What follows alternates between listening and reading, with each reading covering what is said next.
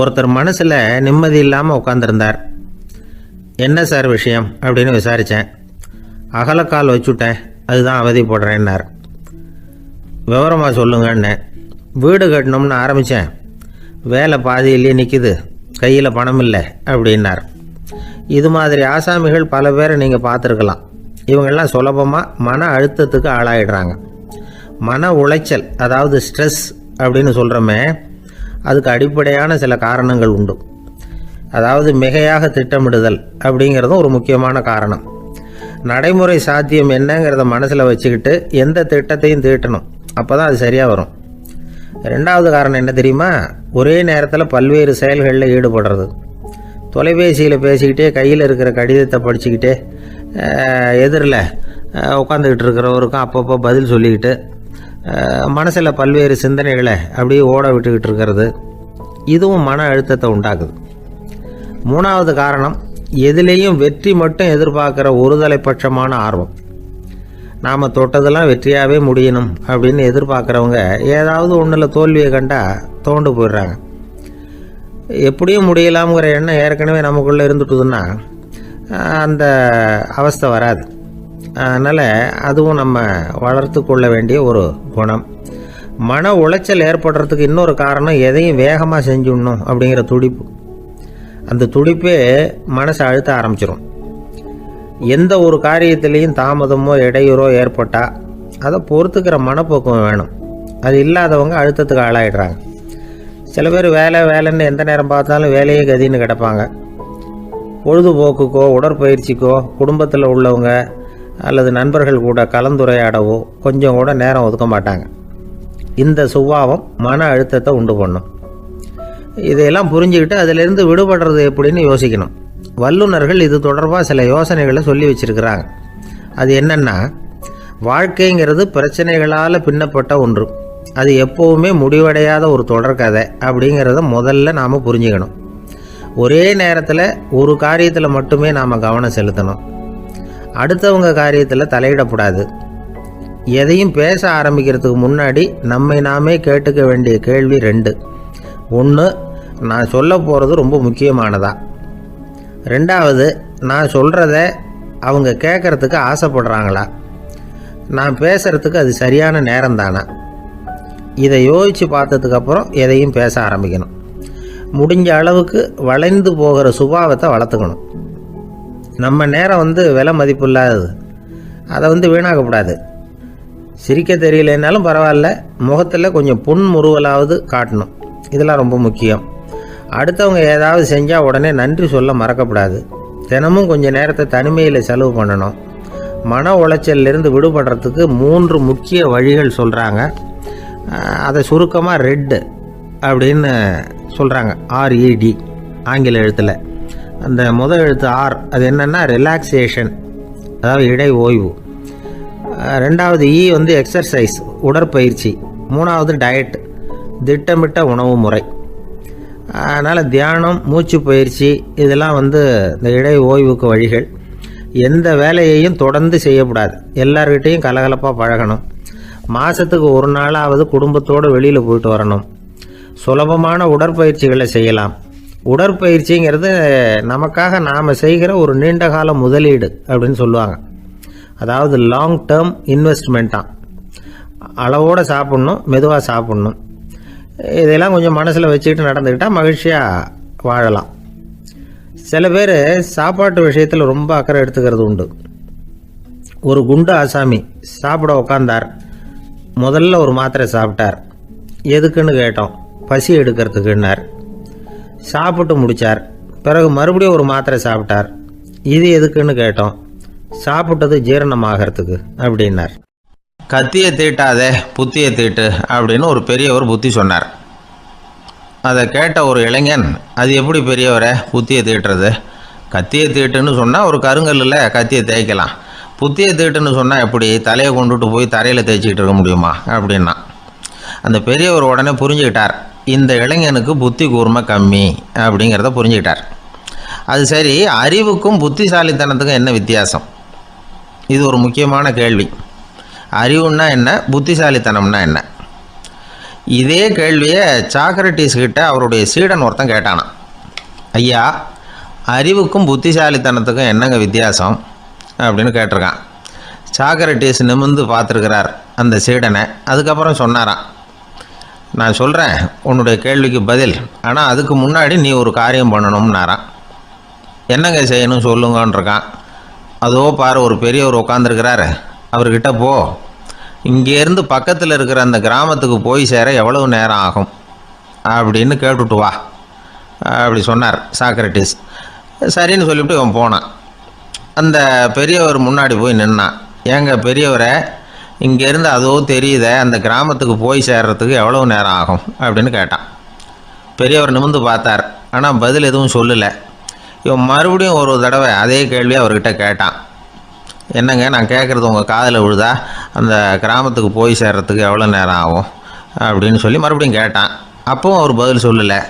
உடனே அவன் மனசுக்குள்ளே முடிவு பண்ணிக்கிட்டான், சரி பெரியவர் ஒரு மாதிரியாக தெரிகிறார், புத்தி சுவாதீனம் சரியில்லாத ஒரு மாதிரி தெரியுது அப்படின்னு நினச்சிக்கிட்டே வந்த வழியிலே திரும்பி வந்துட்டான். கொஞ்சம் தூரம் நடந்திருப்பான். இப்போ அந்த பெரியவர் மறுபடியும் கூப்பிட்டார், இளைஞனே இப்படி வாடினார். இவனுக்கு ஒன்றும் புரியல. மறுபடியும் திரும்பி நடந்தான். அவர் முன்னாடி போய் நின்னான். பெரியவர் சொன்னார், தம்பி, இங்கேருந்து அந்த கிராமத்துக்கு போய் சேர்றதுக்கு 5 நிமிஷம் ஆகும் அப்படின்னார். இப்போது அந்த இளைஞன் அந்த முதியவரை ஒரு மாதிரியாக பார்க்க ஆரம்பித்தான். அதுக்கப்புறம் கொஞ்சம் யோசித்தான்.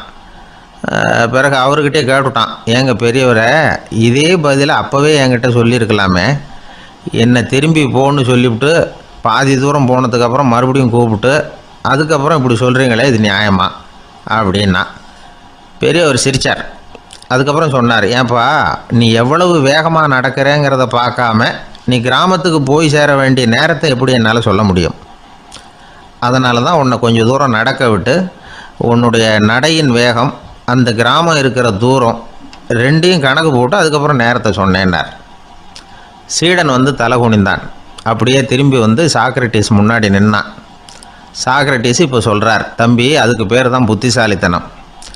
இந்த அறிவு கூர்மை வந்து எல்லா இளைஞர்களுக்கும் வரணும் அப்படிங்கிறதுக்காகத்தான் கத்தியை தீட்டாத புத்தியை தீட்டு அப்படின்னு பெரியவங்கள்லாம் சொல்லிகிட்டு இருக்கிறாங்க. புத்தியை தீட்டுறவங்கெல்லாம் வாழ்க்கையில் அறிவாளியாகிறாங்க, தீட்டாதவங்க கோமாளியாகிறாங்க. இதுதான் இன்றைக்கி நடக்கிறது. அதனால் அறிவு கூர்மைங்கிறது வேறு. இந்த காலத்து ஆசாமி ஒருத்தர் இன்னொருத்தரை பார்த்து கேட்டார், ஏங்க, ஒரு விமானம் இங்கேருந்து புறப்பட்டு 2 மணி நேரத்தில் மதுரைக்கு போய் சேருது. நல்லா கவனிங்க, ஒரு விமானம் இங்கேருந்து புறப்பட்டு 2 மணி நேரத்தில் மதுரைக்கு போய் சேருது அப்படின்னா என்னோடய வயசு என்னன்னு கேட்டார். இவர் கேட்குறதுல ஏதாவது அர்த்தம் இருக்கா? அதாவது இங்கேருந்து புறப்பட்டு 2 மணி நேரம் ஆகுது மதுரைக்கு போகிறதுக்கு, அப்படின்னா என் வயசு என்னன்னு கேட்குறாரு. இதை கேட்ட உடனே அவர் பதில் சொன்னார், அப்படின்னா உங்களோட வயசு 20 அப்படின்னார். எப்படிங்க அவ்வளவு கரெக்டாக சொன்னீங்க அப்படின்னு கேட்டார். வேறு ஒன்றும் இல்லை, எங்கள் பக்கத்து வீட்டில் ஒரு முழு பைத்தியம் இருக்குது, அதோட வயசு 40, அப்படின்னா உன் வயசு 20 தான் இருக்கணும் அப்படின்னார். அரை பைத்தியம்னு முடிவு பண்ணிக்கிட்டார். அதனால் வாழ்க்கையில் அறிவு கூர்மைங்கிறது ரொம்ப அவசியம். அந்த புத்திசாலித்தனம் இருக்கிறவங்க வாழ்க்கையில் வெற்றி பெறுவது நிச்சயம். ஒரே ஒரு ஊர், அந்த ஊருக்கு பேர் கொடையாளிப்பட்டி. அந்த பேருக்கு தகுந்த மாதிரி தான் அந்த ஊர் மக்களும். யார் வந்து என்ன கேட்டாலும் இல்லைன்னு சொல்லாமல் கொடுப்பாங்க. கொடையாளிகள் நிறைந்த ஊர். இனாமா மட்டும் இல்லை, கடனாகவும் பணம் கொடுப்பாங்க. யாருக்காவது அவசரமாக பணம் தேவைப்பட்டதுன்னு வச்சுக்கோங்க, அந்த ஊருக்கு போய் வாங்கிக்கலாம். பத்திரம் தேவையில்லை, சாட்சி தேவையில்லை, ஜாமீன் தேவையில்லை, எந்த உத்தரவாதமும் கேட்காம பணம் கொடுத்துருவாங்க. நம்மளால் ஒருத்தனுக்கு பணம் தேவைப்பட்டது, சொந்த பந்தமெல்லாம் கேட்டு பார்த்தா யாரும் கொடுக்குற வழியாக தெரியல. எல்லாரும் அவங்கவுங்க சௌரியத்தை பார்க்குறவங்க, அடுத்தவங்க சௌரியத்தை பற்றி கவலைப்படாதவங்க. இவன் எல்லாரையும் கேட்டு பார்த்துட்டு சோர்ந்து போய் உக்காந்துட்டான். அந்த நேரம் தான் கொடையாளிப்பட்டியை பற்றி கேள்விப்பட்டான். அப்படி ஒரு ஊர் இருக்கிறது தெரிஞ்சதும் அந்த ஊருக்கு வழி கேட்டுக்கிட்டு ஒரு நாள் புறப்பட்டு போனான். வயல்காட்டு வழியாக போக வேண்டியிருந்தது. மெதுவாக நடந்து ஊர் எல்லைக்கு வந்துட்டான். 2 பக்கமும் விவசாய வேலைகள் மும்முரமாக நடந்துக்கிட்டு இருக்குது. ஏர் உழுதுகிட்டு இருக்கிறாங்க. அப்போ அங்கே ஒரு ஆளை பாம்பு கடிச்சுட்டுது. பக்கத்தில் வேலை செஞ்சுக்கிட்டு இருந்தவங்க ஓடி வந்தாங்க. அவசரமாக செய்ய வேண்டிய முதல் உதவியெல்லாம் செஞ்சு பார்த்தாங்க, பலன் இல்லை. அந்த ஆள் செத்து போட்டான். அவன் செத்து விட்டான்னு தெரிஞ்சதும் அவனை தூக்கி வரப்பு மேலே போட்டுட்டு எல்லாரும் அவங்கவுங்க வேலையை கவனிக்க ஆரம்பிச்சிட்டாங்க.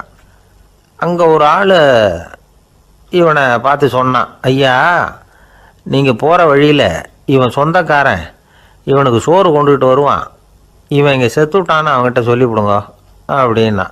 இவனுக்கு ரொம்ப ஆச்சரியம், என்னடா இது பாம்பு கடிச்சுட்டுதுன்னதும் பதறி அடிச்சுக்கிட்டு ஓடி வந்தாங்க, செத்து விட்டான்னதும் பேசாமல் தூக்கி போட்டுட்டு போயிட்டாங்க அப்படின்னு நினச்சிக்கிட்டே நடந்து போகிறான்.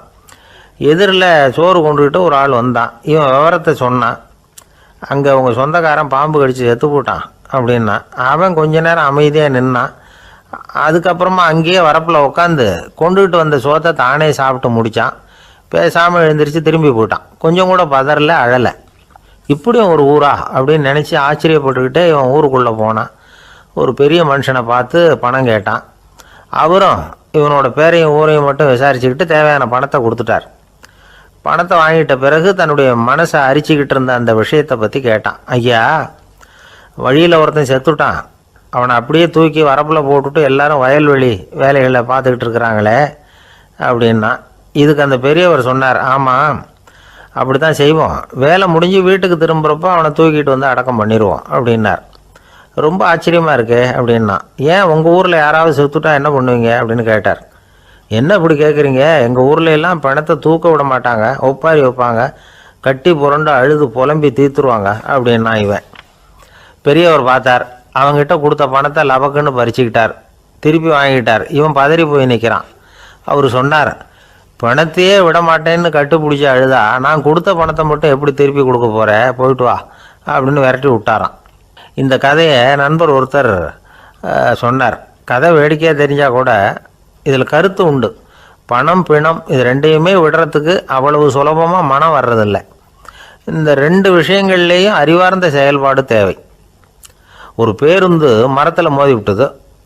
எல்லாரும் அடிபட்டு முனைகிட்டு கிடக்கிறாங்க.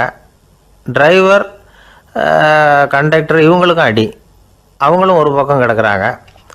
ஒரு மூலையில் கிடக்கிற ஒருத்தன் மெதுவாக முக்கி முனகி கண்டக்டர்னு சத்தம் போடுறான். கண்டக்டர் மெதுவாக நகர்ந்து அவங்ககிட்ட போய் என்னன்னு விசாரிக்கிறார். அவன் ரொம்ப சிரமப்பட்டு வாயை திறந்து ஒரு 15 காசு சில்லற பாக்கி அப்படின்னானான். ஒரு ஊரில் ஒரு கோயில் இருந்தது. ரொம்ப பழைய கோயில். உள்ளே போகிறதுக்கே பயமாக இருக்கும். எந்த நேரத்தில் இடிஞ்சு விழுந்துருமோ அப்படிங்கிற பயம். அப்படி இருந்ததுனால யாரும் துணிஞ்சு சாமி கும்பிடுறதுக்கு அங்கே போகிறதில்ல. கோயிலுக்கு வர்ற கூட்டம் கொஞ்சம் கொஞ்சமாக குறைய ஆரம்பிச்சுட்டுது. கோயில் நிர்வாகிகள் எல்லாரும் கூடி உட்காந்து பேசினாங்க. என்ன பண்ணலாம்னு யோசனை பண்ணாங்க. எந்த இடம் மோசமாக இருக்கோ அந்த இடத்த பழுது பார்த்தாங்க.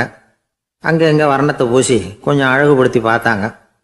ஏதோ இந்த ஊரில் கோயில்னு ஒன்று இருக்குது, அது மக்களுக்கு தெரியணும் அப்படிங்கிறதுக்காகத்தான் இப்படிலாம் பண்ணாங்க.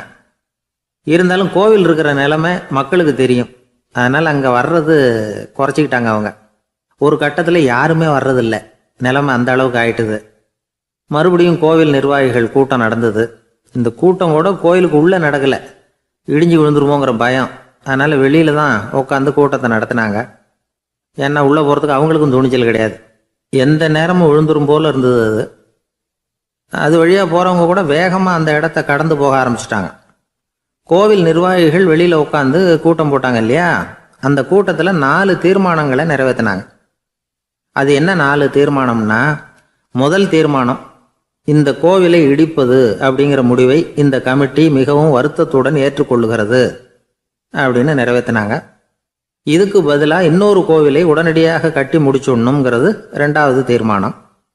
3வது தீர்மானம் என்ன தெரியுமா, பழைய கோவிலின் கதவுகள், அதிலிருந்து பிரித்து எடுக்கிற செங்கல், இதையே புது கோவில் கட்டுவதற்கு பயன்படுத்தி கொள்ள வேண்டியது. பழைய கோவில் இருந்த மாதிரியே அதே வடிவத்தில் புது கோவிலையும் கட்ட வேண்டியது. பழைய கோவிலின் அஸ்திவாரத்தை அப்படியே வச்சுக்கிட்டு அதுக்கு மேலே நாம் கோயிலை கட்டிக்க வேண்டியது. இதுதான் 3வது தீர்மானம். இதையும் கமிட்டி முழு மனசோடு ஏற்றுக்கிட்டது. இது வரைக்கும் சரி. இப்போ அந்த கமிட்டி 4வதாக ஒரு முக்கியமான தீர்மானத்தை கொண்டுகிட்டு வந்து அதையும் ஏகமனதாக நிறைவேற்றி விட்டது. அது என்ன தீர்மானம்னா, புதிய கோவில் கட்டி முடிக்கிற வரைக்கும் பழைய கோவிலை இடிக்கிறதில்லை அப்படிங்கிற தீர்மானம். எப்படி இருக்குது பாருங்க இது. பழசை இடிக்காத வரையில் அதே இடத்துல புதுசாக எப்படி கட்ட முடியும்? பல விஷயங்களில் நாம் நடந்துக்கிற முறையும் இப்படி தான் இருக்குதான். வாழ்க்கையில் முன்னேறணும்னு ஆசைப்படுவோம். அதே நேரத்தில் அந்த முன்னேற்றத்துக்கு எது தடையாக இருக்கோ அதை விட்டு விடுறதுக்கும் மனசு வராது. வெளிநாட்டில் ஒரு பெரிய விருந்து நடந்துக்கிட்டு இருந்துதான். எல்லாரும் மது கோப்பையும் கையுமா அலைஞ்சிக்கிட்டு இருக்கிறாங்க. ஒருத்தர் மட்டும் கையில் எதுவும் இல்லாமல் ரொம்ப நல்ல பிள்ளையா சாதுவா ஒரு ஓரமாக தனியாக உட்காந்துருக்கிறார். அவர்கிட்ட நெருங்கி வாங்க மது சாப்பிட்லாம் அப்படின்னு கூப்பிட்டாங்களாம். என்னை வற்புறுத்தாதீங்க, நான் என் மனசுக்குள்ளே உறுதியாக தீர்மானம் பண்ணிவிட்டேன் அப்படின்னாராம். என்ன தீர்மானம் பண்ணியிருக்கீங்க அப்படின்னு கேட்டிருக்காங்க. ஏற்கனவே முழு போதையில் இருக்கும் பொழுது மறுபடியும் மது கோப்பையை தொடரதில்லை அப்படின்னு தீர்மானம் பண்ணியிருக்கேன் அப்படின்னாராம். ஒரு ஊரில் ஒரு மன்னர் இருந்தார். ஒரு நாள் அவருடைய அரசவைக்கு ஒரு ஓவியன் வந்தான். அவன் சீனா தேசத்திலிருந்து வந்தவன், தாவோ சிந்தனையாளன். அவன் அங்கே வந்து மன்னர் முன்னாடி நிற்கிறான். யாரும் செய்ய முடியாத ஒரு காரியத்தை என்னால் செய்ய முடியும்னா. இவன் இப்படி சொன்னதை கேட்டதும் ஏற்கனவே அங்கே இருந்த அரசவை ஓவியன் ஒருத்தனுக்கு கோபம் வந்துட்டுது. இதோ பாரு, இப்படிலாம் பேசக்கூடாது, நான் வேணும்னா உன்னுடைய சவாலை ஏற்றுக்கிறேன் அப்படின்னா. நாம் 2 பேரும் ஓவியம் தீட்டுவோம், அதை பார்த்துட்டு நம்ம 2 பேரில் யார் சிறந்த ஓவியன் அப்படிங்கிறத மன்னரே தீர்மானம் செய்யட்டும், என்ன சொல்கிற அப்படின்னு கேட்டான் அவன். அவனும் சரின்னு ஒத்துக்கிட்டான். போட்டி ஆரம்பமாச்சு. அரசர் அவங்களுக்கு 2 சுவர்களை ஒதுக்கி கொடுத்தார். 6 மாத காலம் அவகாசம் கொடுத்தார். 2 ஓவியர்களும் அவங்கவுங்க வேலையை ஆரம்பித்தாங்க. இரவு பகலாக வேலை செய்ய ஆரம்பிச்சுட்டாங்க. 6 மாதம் முடிஞ்சது. அரசர் வந்து பார்த்தார். முதல்ல தன்னுடைய அரசவை ஓவியர் தீட்டி இருந்த ஓவியத்தை பார்த்தார். ரொம்ப பிரமாதமாக இருந்தது, பாராட்டினார். இதோ பாரு, உன்னுடைய ஓவியம் அற்புதமாக இருக்குது, உயிரோட்டம் உள்ளதாக இருக்குது, கலையின் உச்சமே இதுதான், இதை விட சிறந்த ஒரு ஓவியத்தை வேற யாராலையும் படைக்க முடியாது அப்படின்னார். அதுக்கப்புறம் அந்த சீன ஓவியன்கிட்ட போனார். எங்கே உன்னுடைய ஓவியம்னு கேட்டார். திரைச்சீலையை விலக்கி விட்டு பாருங்கன்னா. மன்னர் வந்து அந்த திரைச்சீலையை விளக்குனார். உள்ளே வந்து ஓவியம் இருக்க வேண்டிய இடம் கண்ணாடி மாதிரி தெரிஞ்சுது. அவன் அந்த 6 மாத காலமாக அந்த சுவரை வந்து தேய்ச்சி தேய்ச்சி கண்ணாடி மாதிரி ஆக்கி வச்சிருக்கிறான். அதுக்கு நேராக எதிர் சுவரில் அரசவை ஓவியன் தீட்டின ஓவியம் இருக்குது. அது எதிரில் இருந்த இந்த கண்ணாடியில் பட்டு பிரதிபலிக்குது. மன்னர் யோசனை பண்ண ஆரம்பித்தார். அப்புறம் அந்த சீன ஓவியனை பார்த்து கேட்டார். இதை பாரு, நீ என்னுடைய ஆளை வந்து தோற்கடிச்சுட்ட அப்படிங்கிறதுல சந்தேகம் இல்லை, ஆனாலும் எங்களை ஏமாற்றி இருக்கிற, எந்த ஓவியமும் நீ வரையிலையே அப்படின்னார். அரசே, இதுதான் உண்மையான ஓவியம், உயிருள்ள ஓவியம். இது வந்து மனோபாவங்களை பிரதிபலிக்கும், மாறுகின்ற காலங்களை அப்படியே காட்டும் அப்படின்னா அந்த சீன ஓவியன். கையால் வரைகிற ஓவியங்களில் சலனம் இல்லை, கண்ணாடி அப்படி கிடையாது, சக்தியின் ஓட்டம் அதில் எப்பவும் இருந்துக்கிட்டே இருக்கும். கண்ணாடி மட்டுமே ஜீவனுள்ள ஓவியமாக இருக்க முடியுங்கிறத அந்த சீன ஓவியன் தெரிஞ்சு வச்சிருந்தான். ஏன்னா அவன் ஒரு தாவோ சிந்தனையாளன். ஒவ்வொரு குழந்தையும் இந்த கண்ணாடியோடு தான் பிறக்குது. ஆனால் நாம் என்ன செய்கிறோம்னா ஓவியங்களை கண்ணாடி மீது பதிப்பிச்சு விட்றோம். கண்ணாடி நம்மளை பிரதிபலிக்குது. நம்முடைய அழகோ அவலட்சணமோ கண்ணாடியை பாதிக்கிறது இல்லை. ஏன்னா அதுக்கு மனம் கிடையாது. கடந்து போன வினாடியை பற்றி அது சிந்திக்கிறது இல்லை. அடுத்த கணத்தை பற்றின எதிர்பார்ப்பும் அதுக்கிட்ட கிடையாது. அதுதான் பற்றற்ற நிலை. மனிதனுக்கு தேவைப்படுறது அதுதான். கண்ணாடிக்கிட்டே இருந்து நாம் வந்து கற்றுக்கொள்ள வேண்டிய பாடம் இது. வாழ்க்கையில் வந்து மனிதர்களை நேசிக்கலாம், உலகின் அழகையெல்லாம் பிரதிபலிக்கலாம், ஆனால் எதையும் பற்றி கொண்டு விடக்கூடாது அப்படிங்கிறது பெரியவர்கள் அறிவுரை. துயரம்ங்கிறது பற்றுக்களின் சாயை. கண்ணாடி முன்னாடி நிற்கிறப்போவெல்லாம் நமக்கு இந்த ஞாபகம் வரணுமா. ஒரு குடும்பத் தலைவர் ஒரு நாள் காலையில் விடிஞ்சு எழுந்திரிச்சதும் சத்தம் போட்டார். யார் இந்த கருங்குரங்கு படத்தை என் ரூமில் கொண்டாந்து மாட்டி வச்சது அப்படின்னு கத்தினார். சமையல் கட்டிலிருந்து மனைவி பதில் சொன்னாங்க. தூக்க கலக்கத்தில் உளராதிங்க, நல்லா பாருங்க, அது படம் கிடையாது, முகம் பார்க்குற கண்ணாடி அப்படின்னாங்க. ஒருத்தர் இருக்கார், நல்ல உத்தியோகத்தில் தான் இருக்கிறார், ஆனால் எப்போ பார்த்தாலும் முகத்தை வெறுப்பாக வச்சிருப்பார். அப்படியே வருவார் போவார். ஏன் சார் இப்படி இருக்கிறீங்க அப்படின்னு விசாரித்தோம். ஏன்டா இந்த வேலைக்கு வந்தோம்னு இருக்கு சார் அப்படின்னார். உங்கள் வேலை உங்களுக்கு பிடிக்கலையா அப்படின்னு கேட்டோம். இல்லைன்னார். இப்படிப்பட்டவங்க வெற்றிகரமான வாழ்க்கை வாழ முடியாது. இது வந்து நிபுணர்கள் கருத்து. வேலையை நேசிக்க தெரிந்தவர்கள் வெற்றி பெறுவார்கள் அப்படிங்கிறாங்க அவங்க. எந்த துறையாக இருந்தாலும் சரி, அந்த துறையில் வெற்றிகரமாக இருக்கிறவங்கள விசாரித்து பாருங்கள். எனக்கு என்னுடைய வேலை ரொம்ப பிடிக்கும் அப்படின்னு சொல்கிறவங்களாக தான் இருப்பாங்க. அப்படி இருந்தால் தான் அது வெற்றிகரமாக இருக்க முடியுது அவங்களால. ஒருத்தனுக்கு பிடித்தமான பொழுதுபோக்கே அவனுடைய தொழிலாக இருந்துட்டுதுன்னா அவனை மாதிரி கொடுத்து வச்சவன் வேற யாரும் இல்லை அப்படிங்கிறார் பெர்னாட் ஷா. ஒரு தடவை மன்னர் ஹுமாயூன் உயிரை தண்ணீர் முண்டு ஊற்றுகிற தொழிலாளி ஒருத்தர் காப்பாற்றினாராம் அந்த ஹுமாயூன் உயிரை. உடனே மன்னர் கேட்டிருக்கார், உனக்கு என்ன வேணும்னாலும் கேளு தரேன், உயர் பதவி வேணுமா அப்படின்னு கேட்டாராம். மன்னா, மக்களின் தாகம் தீர்க்கக்கூடிய இந்த பணியை விட உயர்ந்தது உண்டா அப்படின்னாராம் அந்த தொழிலாளி. அவரால் அவருடைய வேலையை நேசிக்க முடிஞ்சுது, அதனால் மகிழ்ச்சியாக இருக்க முடிஞ்சுது. நாமெல்லாம் அப்படி இல்லை, வேலை கிடைக்கிற வரைக்கும் கிடைச்சா போதும் அப்படின்னு இருக்கோம். கிடைச்சதுக்கப்புறம் ஏன்டா அந்த வேலைக்கு வந்தோம்னு ரொம்பவும் அழுத்துக்குவோம். சரி, நாம் இருக்கிற இடத்துல நாம் வெற்றிகரமாக இருக்க வழி உண்டா அப்படின்னா உண்டுன்னு சொல்கிறாங்க. அதாவது மன இயல் நிபுணர்கள் இருக்கிறாங்க இல்லையா, அவங்க அதுக்கு முக்கியமாக 6 வழிகள் சொல்கிறாங்க. நீங்கள் ஒரு அலுவலகத்தில் வேலை பார்க்குறவரா அப்படின்னா இதை கேளுங்க. அதாவது உங்கள் மேலதிகாரி எதிர்பார்ப்புக்கு தகுந்த மாதிரி உங்கள் வேலை இருக்குதா? அப்படி இல்லைன்னா முதல்ல உங்கள் வேலையின் தரம் உயரணும். உங்களுக்கு மேலே கீழே வேலை பார்க்குற பணியாளர்கள்கிட்ட நல்ல விதமாக பழகிறீங்களா? அந்த உறவு முறையில் ஏதாவது குறை இருந்தால் அதை கண்டுபிடிச்சி சரி பண்ணுங்க. நம்பிக்கைக்கு உரியவர் அப்படின்னு நீங்கள் பேர் எடுக்கணும். நீங்கள் எடுக்கிற முடிவு நல்ல முடிவாக தான் இருக்கும் அப்படின்னு அடுத்தவங்க சொல்லணும். உங்கள் தோற்றத்துக்கு முக்கியத்துவம் கொடுங்க. இது மனம் உடல் ரெண்டும் சம்மந்தப்பட்டது. அதனால் மனசையும் ஆரோக்கியமாக வச்சுருக்கணும், உடம்பையும் ஆரோக்கியமாக வச்சுருக்கணும். உங்களுடைய நிர்வாகம் செயல்படுற விதத்தை நல்லா புரிஞ்சு வச்சுக்கணும். உங்களுடைய நிர்வாகம் இப்போ ஒரு காரியம் செய்யுதுன்னு வச்சுங்க, ஏன் அப்படி செய்யுது, எதுக்காக அப்படி செய்யுது, அதனுடைய குறிக்கோள் என்ன, அது நீடிக்கிறதுக்கு காரணம் என்ன, இதெல்லாம் தெரிஞ்சுக்கணும். சிரிப்புக்கு வஞ்சகம் பண்ணக்கூடாது, நல்லா சிரிக்கணும், அப்போ தான் அது திரும்ப கிடைக்கும். கடந்த கால தோல்வியை பற்றி கவலைப்படக்கூடாது. முதலாளி விருப்பம் தெரிஞ்சு நடந்துக்கிறது நல்லது தான். அதுக்காக காக்கா பிடிக்கணுங்கிற அவசியம் இல்லை. உங்களுக்கு ஒரு பொறுப்பான வேலை கிடைக்குது, உடனே சத்தம் குழப்பம் அப்படின்னு சூழ்நிலையை இறுக்கமாக ஆக்கிடக்கூடாது. எந்த சூழலையும் இயல்பாக கையாளக்கூடியவர் அப்படிங்கிறத காட்டணும். இதெல்லாம் உங்கள் துறையில் நீங்கள் வெற்றி பெற நிபுணர்கள் சொல்கிற யோசனைகள். இவ்வளவு விவரமும் சொல்லிவிட்டு ஒருத்தரை பார்த்து கேட்டோம், இப்போ சொல்லுங்கள், நீங்கள் செய்கிற வேலை உங்களுக்கு பிடிச்சிருக்குதா அப்படின்னோம். ரொம்ப ரொம்ப பிடிச்சிருக்குது அப்படின்னார். சரி, என்ன செஞ்சிட்டு இருக்கிறீங்க அப்படின்னு கேட்டோம். சும்மா தான் இருக்கிறேன் அப்படின்னார் அவர். ஒரு ஆள் அசையாமல் கிடக்கிறார், அவர் இருக்காரா போயிட்டாராங்கிறத எப்படி முடிவு பண்ணுறோம்? அவர் மூக்குக்கு முன்னாடி புறங்கையை வச்சு பார்க்குறோம், மூச்சு வருதா இல்லையா அப்படிங்கிறத கண்டுபிடிக்கிறதுக்காக. மூச்சுங்கிறது அவ்வளவு முக்கியமான ஒரு விஷயம். சுவாசம் இல்லைன்னா எதுவுமே இல்லை. நம்ம பூமி இருக்க அது கூட சுவாசிக்குதுங்கிறத சோவியத் விஞ்ஞானிகள் கண்டுபிடிச்சிருக்கிறாங்க.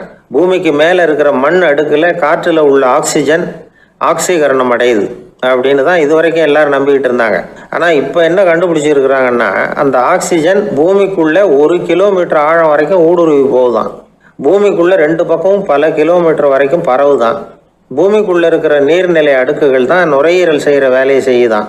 நம்ம உடம்புல நுரையீரல் இல்லைன்னா ஒன்றும் நடக்காது. ஒரு மரத்தை தலைகீழாக தொங்க போட்டால் எப்படி இருக்கும் அப்படி யோசிச்சு பாருங்கள். அப்படி தான் இதுவும், நுரையீரலும் அப்படி தான் இருக்கும். வலது பக்கம் ஒன்று, இடது பக்கம் ஒன்று. வலது பக்கம் நுரையீரல் கொஞ்சம் பெருசாக இருக்கும், நுட்பமான நரம்பு குழாய்கள் அதில் இருக்கும். கோடிக்கணக்கான நுண்ணிய குழாய்களை வச்சுக்கிட்டு தான் அது வேலை செய்யுது. 25 கோடி குழாய்கள் இருக்கும். அதை அப்படியே முழுசாக பிரித்து பரப்புனா ஒரு டென்னிஸ் கோர்ட்டில் பாதி பரப்பளவு இருக்குமா. நுரையீரல் நிறம் கருஞ்சிவப்பு தான். புகை அதிகமாக உள்ளே போச்சுன்னா அது கருப்பாயிடுது. காற்றுல உள்ள பிராணவாயுவை இது இழுத்து எடுத்துக்கிட்டு ரத்தத்தை சுத்தப்படுத்துகிற முக்கியமான வேலையை இது செய்யுது. அசுத்த காற்றை வெளியில் அனுப்பி வச்சுருது. ஒருத்தர் வேகமாக ஓடி வரார், அவருக்கு மூச்சு இறைக்கும். பயங்கரமாக எதையாவது பார்த்து விடுறார், உடனே மூர்ச்சி ஆகிடுவார். இது மாதிரி சமயங்களில் வேறு எந்த தூண்டுதலும் இல்லாமல் நுரையீரல் தானாகவே இயங்கும். இப்படி ஒரு அவசியம் ஏற்படுறப்போ இயக்கத்தை தூண்டி விடுற முக்கியமான இணைப்பு மூளைக்கு கீழே முதுகு எலும்புக்கு மேற்பகுதியில் இருக்குது. அது உடனே சுவாசத்துக்கு அவசர உதவியை கொடுக்குது.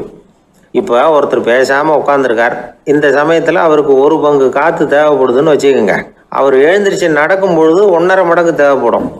ஓடினார்னா 3 மடங்கு தேவைப்படும். படுத்துருக்கிறப்ப 1/2 மடங்கு தான் தேவைப்படும். இதுக்கு நிமிஷத்துக்கு 16 தடவை மூச்சு விட்டாகணும். இப்படி சாதாரணமாக உள்ளே இழுக்கிற காற்று கொஞ்சம்தான் இருந்தாலும் இது மாதிரி 8 மடங்கு காற்றை உள்ளே இழுத்து வச்சுக்கிற சாமர்த்தியம் நுரையீரலுக்கு இருக்குதான். தண்ணி, நுண்கிருமிகள், ரசாயன பொருள் இப்படி எது உள்ளே போனாலும் நுரையீரல் சமாளிச்சுக்கும். 30 வருஷமாக விடாத புகை பிடிக்கிறவர் தொடர்ந்து உள்ளே அனுப்பி வைக்கிற புகையை கூட சமாளிக்குதுன்னா பார்த்துங்களேன். உள்ளே போகிற புகை நுட்பமான சுவாச முடிச்சுகளை அழிச்சு விடுது. கறி புகை அது மேலே படிஞ்சு உபயோகம் இல்லாமல் பண்ணிவிடுது. ஆனாலும் தேவைக்கு அதிகமாக 8 மடங்கு கூடுதலாக சுவாச முடிச்சுகள் நம்ம உடம்புக்குள்ளே இருக்கிறதுனால சமாளிக்க முடியுது. சமாளிக்க முடியலன்னா சில சமயம் மூச்சு திணறும். அதை ஒரு எச்சரிக்கையாக எடுத்துக்கிட்டு புகை பிடிக்கிற பழக்கத்தை விட்டுடணும். அதுதான் நல்லது. ஆனால் அப்படி யார் விடுறது?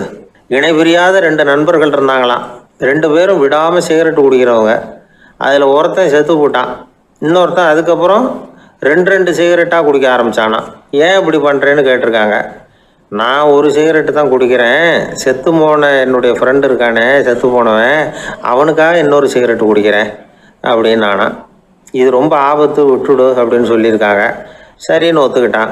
ஆனால் அதுக்கப்புறமும் ஒரு சிகரெட் வீதமாக குடிச்சிக்கிட்டே இருந்தான். சிகரெட்டு பழக்கத்தை நீ இன்னும் விடலையான்னு கேட்டாங்களாம். அந்த பழக்கத்தை நான் எப்போவோ விட்டுட்டேன், இப்போ நான் குடிக்கிறது என் ஃப்ரெண்டுக்காக அப்படின்னு நானா. இவங்கெல்லாம் எப்படி திருந்துறது? ஐயா, உங்கள் பேரை தொடர்ந்து தினம் கேட்டுக்கிட்டு இருக்கிறேன் அப்படின்னார் ஒருத்தர். தொடர்ந்து கேட்குறீங்களே, உங்களுக்கு காது வலிக்கலையா அப்படின்னு கேட்டோம். பேசுகிற உங்களுக்கே வாய் வலிக்கலை அப்படிங்கிறப்போ கேட்குற எங்களுக்கு எப்படி காது வலிக்கும் அப்படின்னார். நம்ம உடம்புல ஒரு அதிசயம் என்ன தெரியுமா? ரொம்ப நேரம் நாம் நடக்கிறோம்னு வச்சுக்கோங்க, கால் வலிக்கும். ரொம்ப நேரம் வேலை செஞ்சால் கை வலிக்கும், உடம்பு வலிக்கும். ரொம்ப நேரம் பார்த்துக்கிட்டே இருந்தால் கண்ணு வலிக்கும். ரொம்ப நேரம் பேசிக்கிட்டே இருந்தால் வாய் கூட வலிக்கும். ஆனால் ரொம்ப நேரம் கேட்டுக்கிட்டே இருக்கிறதுனால காது வலிக்கிறது இல்லை. அதனால் கேட்கறதுக்கு முக்கியத்துவம் கொடுத்தாங்க நம்ம பெரியவங்க. திருவள்ளுவர் தேவையில்லாமல் வார்த்தைகளை உபயோகப்படுத்த மாட்டார். ஒரு திருக்குறள்னு எடுத்துக்கிட்டாவே அதில் மொத்தம் 7 வார்த்தைகள், அவ்வளவுதான். அப்படி 7 வார்த்தைகள் மட்டுமே உள்ள ஒரு திருக்குறளில் வள்ளுவர் ஒரே வார்த்தையை 5 தடவை உபயோகப்படுத்தியிருக்கிறார், திரும்ப திரும்ப பயன்படுத்தியிருக்கிறார். அப்படின்னா அதை எந்த அளவுக்கு வலியுறுத்தி சொல்கிறார் அப்படிங்கிறத நாம் புரிஞ்சுக்கணும். அது என்ன குறள்?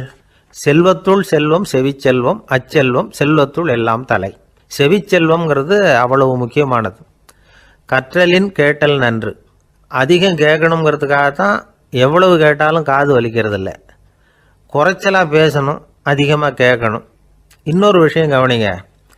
நம்ம உடம்புல கண்ணுக்கு மூடி இருக்குது, எதையாவது நாம் பார்க்க விரும்பலைன்னா உடனே கண்ணை மூடிக்கலாம். நம்ம வாய்க்கு மூடி இருக்குது, பேச விருப்பம் இல்லையா, வாயை மூடிக்கலாம்.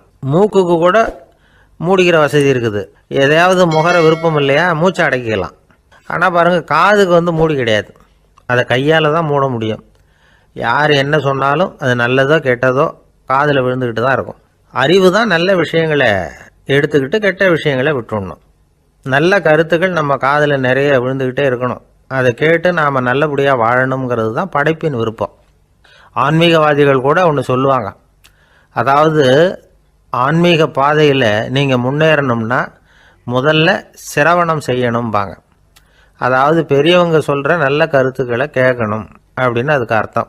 அதனால் யார் நல்ல கருத்துக்களை சொன்னாலும் அதை காது கொடுத்து கேளுங்க. இவ்வளவு கருத்துக்களையும் நம்ம நேயர் ஒருத்தர்கிட்ட சொல்லிகிட்டு இருந்தோம். அவரும் சரி சரின்னு தலையாடிக்கிட்டே இருந்தார். அப்புறம் சொன்னார், நீங்கள் சொல்கிறது சரிதான் சார், காதுக்கு மூடி இல்லைங்கிறது ரொம்ப சரி. அதனால தான் உங்கள் தகவல் கூட நாங்கள் விரும்புகிறோமோ இல்லையோ தினம் காதில் விழுந்துக்கிட்டு இருக்குது அப்படின்னார். எங்களுக்கு ரொம்ப பெருமையாக இருந்தது. அப்படியா அப்படின்னோம். ஆனாலும் என்ன மாதிரி சில பேர் நீங்கள் தகவல் சொல்கிற சமயத்தில் காதில் மூடி இல்லையேன்னு சொல்லி கவலைப்படுறதில்ல சார் அப்படின்னார். ஏன்னு கேட்டோம். காதை மூடுறதுக்கு தானே வசதி இல்லை, ரேடியோவை மூடுறதுக்கு வசதி இருக்குதுல்ல, அதனால் டக்குன்னு அதை மூடி வச்சுருவோம் அப்படின்னார். தேசத்து மேலேயும் தாய்மொழி பேர்லையும் செலுத்துகிற அன்புக்கு அபிமானம்னு பேர். தேசாபிமானம்னு சொல்கிறோமே, இதுதான். ஒரு கணவன் மனைவி பேரில் காட்டுற அன்புக்கு காதல்னு பேர். கடவுள் பேரில் செலுத்துகிற அன்புக்கு பக்தின்னு பேர். இப்படி அன்புல பல ரகம் இருக்கிறப்போ அதில் உள்ள வித்தியாசம் தெரியாமல் இடம் மாற்றி அன்பு காட்டினா இடைஞ்சல் தான். சரி, இந்த அன்பை பற்றி விஞ்ஞானம் என்ன சொல்லுது தெரியுமா? இதயத்தை பாதுகாக்கிறதுக்கு முக்கியமாக தேவைப்படுற ஒன்று இந்த அன்பு தான்னு சொல்லுது. நெதர்லாந்து விஞ்ஞானிகள் இதை ஆராய்ச்சி பண்ணியே கண்டுபிடிச்சிருக்கிறாங்க. கொஞ்சம் முயல் குட்டிகளை 2 பிரிவாக பிரித்தாங்க. 2 குரூப்புக்கும் கொழுப்பு அதிகமாக உள்ள ஆகாரத்தையே கொடுத்துக்கிட்டு வந்தாங்க. ஆனால் ஒரு குரூப்புக்கு வெறுமன ஆகாரத்தை கொடுத்ததோட சரி, இன்னொரு குரூப்பு முயல்களுக்கு ஆகாரம் கொடுத்ததோடு நிறுத்திக்கல. அதுக்கு முன்னாடி கூண்டுகளை திறந்து விட்டு முயல்களை கொஞ்ச நேரம் எடுத்து கொஞ்சி விட்டு அதுக்கப்புறமா ஆகாரம் கொடுத்தாராம் ஆராய்ச்சியாளர். இந்த குரூப்புக்கு இதய பாதிப்பு 60% குறைச்சலா இருந்துதான். சில நோயாளிகளுக்கு ஹார்ட் அட்டாக் வந்தாலும் அதை தாங்கிக்கிட்டு குணமாகிற சக்தி அதிகமா இருக்குது. இது எப்படின்னு ஆராய்ச்சி பண்ணி பார்த்துருக்குறாங்க. அவங்கெல்லாம் மனைவி தன் பேர்ல ரொம்ப அன்பா இருக்கிறதாக நினைக்கிறவங்களா இருக்கிறாங்களாம். இதய நோயாளிகள் பல பேரை சந்திச்சு இதய நோய் ஏற்பட என்ன காரணம்னு கேட்டிருக்கிறாங்க. அவங்க சொன்ன காரணம்லாம் சாப்பாடு சம்பந்தமா இல்லையா, மனைவி அன்பா இல்ல, இப்படிப்பட்ட காரணத்தை தான் சொல்றாங்களாம். அதனால இதயத்தை பாதுகாக்கணும்னு நினைக்கிறவங்க அடுத்தவங்க அன்பா இருக்கிறது மாதிரி பார்த்துக்குங்க, அதுதான் முக்கியம். ஒருத்தர் முகம் பூரா பிளாஸ்டரி போட்டுக்கிட்டு வந்தார், ரொம்ப கோபமா. என்னங்க ஆச்சுன்னு விசாரிச்சேன். எல்லாம் உங்களால தான் சார்னார். விவரமா சொல்லுங்களேன். என்ன உங்க தகவலை கேட்டுட்டு ஒரு பூனைக்குட்டியை கையில எடுத்தேன், அன்பா அதை தடவி கொடுக்கறதுக்காக. ஆனா அது முந்திக்கிட்டது, அது என் முகத்தை தடவி கொடுத்துட்டுது, முகம் பூரா நகை கீறல், அதுதான் இப்படி அப்படின்னார். ஊர்ல ஒரு சிற்பி இருந்தார். சிற்பின்னா அவர் ரொம்ப திறமையுள்ளவர். அதாவது எங்கேயாவது ஒரு கல் கிடந்தா போதும், அதை அப்படியே எடுத்துகிட்டு வருவார். கொஞ்ச நாள் கழித்து அவர் இடத்துக்கு போய் பார்த்தா அழகாக ஒரு சிற்பம் உட்காந்துருக்கும். இந்த கல்லாக கிடந்தது சிற்பமாக மாறி இருக்கும், அந்த அளவுக்கு பண்ணிவிடுவார். அப்பேற்பட்ட சிற்பி.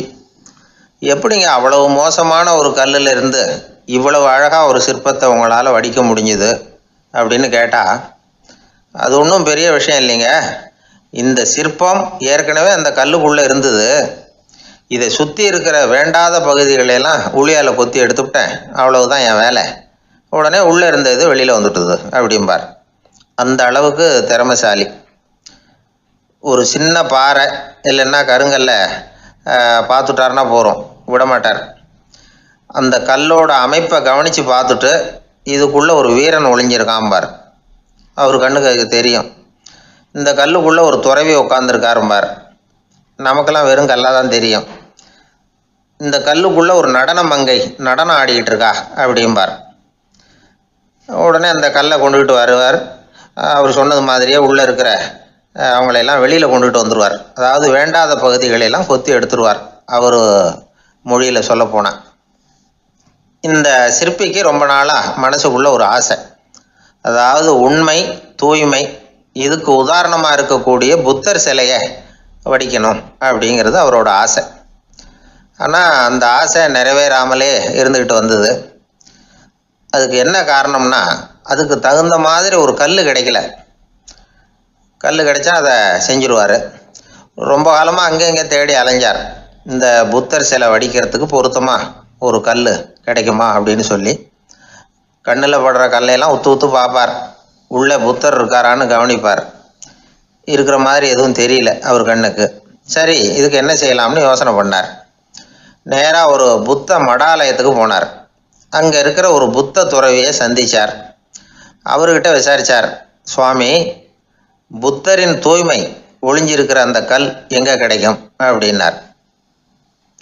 அந்த கல் இருக்கிற இடம் எதுன்னு இன்னமும் உங்களுக்கு தெரியலையா அப்படின்னு கேட்டார் துறவி. இல்லைங்க, அதுக்காக தான் அலைஞ்சிக்கிட்டு இருக்கிறேன் அப்படின்னார் இவர். சரி, கவலைப்படாதீங்க, என் கூட வாங்க காட்டுறேன் அப்படின்னு அழைச்சிட்டு போனார். எங்கே போனார்னா, அந்த மடாலயத்தின் பின்பக்கம் போனாங்க. 2 பேரும் போனாங்க. அங்கே போய் பார்த்தா அங்கே ஒரு கிணறு இருந்தது. என்ன அது, நாம் கேட்டது கல், இவர் அழைச்சிட்டு வந்து காட்டுறது கிணறு அப்படின்னு இவருக்கு சந்தேகம். ஒரு மாதிரியாக பார்த்தார். அவர் சொன்னார், துறவி எட்டி பாருங்க உள்ள அப்படின்னாரு. கிணறுக்குள்ளே என்ன இருக்கும்னு இவருக்கு தெரியாதா, இருந்தாலும் அவர் சொல்கிறாரு அப்படின்னு சொல்லி எட்டி பார்த்தார். பார்த்தா அதில் தண்ணி இருந்தது. அந்த தண்ணியில் தன்னோட உருவம் தெரிஞ்சுது. இப்போ அந்த புத்த ஞானி சொன்னார், துறவியாரே, புத்தரை நாம தான் ஒளிச்சு வச்சிருக்கிறோம், நமக்குள்ளே தான் அவர் மறைஞ்சிருக்கிறார். அவரை அடையாளம் தெரியாதபடி மூடி இருக்கிறது எது தெரியுமா? நம்மக்கிட்ட இருக்கிற கோபம், போலித்தனம், பதட்டம், ஆசை, இதெல்லாம் தான். அறிவு அப்படிங்கிற ஒளியால் அதையெல்லாம் செதுக்கி எடுத்துட்டோம்னா அந்த அழகான புத்தர் வெளியில் வந்துடுவார் அப்படின்னு சொன்னார் துறவி. அதனால் நமக்குள்ளே இருக்கிற நம்மளை நமக்கே அடையாளம் தெரியல அப்படிங்கிறது தான் உண்மை. இந்த உண்மையான மனிதன் உள்ளே இருக்கிறான். இவர் கல்லை பார்த்துட்டு உள்ளே யார் இருக்காங்கிறது அவருக்கு தெரிஞ்சுது சிற்பிக்கு. ஆனால் உண்மையான புத்தர் எங்கே இருக்காருங்கிறத அவரால் அடையாளம் கண்டுபிடிக்க முடியல. அப்படி தான் பல பேர் இன்றைக்கி இருந்துக்கிட்டு இருக்கிறோம். ஒரு அப்பா தன்னுடைய பிள்ளைக்கு புத்தி சொன்னார். அதோ பாருப்பா, மனசு தான் கல், அறிவு தான் உளி. உன்னுடைய மனசுங்கிற கல்லை அறிவுங்கிற உளியால் செதுக்கி அழகான மனிதனாக நீ வெளியில் வரணும்னார். அதுக்காக தான்ப்பா தேடிகிட்டு இருக்கேன்னா அவன். மனசுங்கிற கல்லை தேடிக்கிட்டு இருக்கிறியா அப்படின்னு கேட்டார். இல்லைப்பா, அறிவுங்கிற உளி எங்கே இருக்குன்னு தெரியல எனக்கு, அதை தான் தேடிக்கிட்டு இருக்கிறேன் அப்படின்னு நானா. அதனால் அறிவை தேடிக்கிட்டு இருக்கிறவன் என்னைக்கு உண்மையை கண்டுபிடிக்க போகிறான்? அதையே கண்டுபிடிக்க முடியலைங்கும் பொழுது. அதனால் நாம் யார் அப்படிங்கிறது நமக்கு அடையாளம் தெரியணும். அந்த அடையாளம் தெரிஞ்சுட்டா வாழ்க்கையில் வெற்றி நிச்சயம். ஒரு புகழ்பெற்ற ஜப்பானிய சாமுராய் வீரன் வாள் வீசுறதுல ரொம்ப கெட்டிக்காரன். ஒரு கடுமையான போரில் கலந்து கொண்டுட்டு களைச்சி போய் திரும்பி வந்தான். படுக்கையில் விழுந்தான். பக்கத்தில் என்னமோ சத்தம் கேட்டுது. திரும்பி பார்த்தான். ஒரு எலி அவனை முறைச்சி பார்த்துக்கிட்டு இருந்தது. உடனே வாழை உருவனா வீசினான். அது தப்பிச்சிட்டு ஓடி போச்சு. எவ்வளோ முயற்சி பண்ணி பார்த்தா முடியல. கடைசியில் அந்த வாள் முறிஞ்சு போனது தான் மிச்சம்.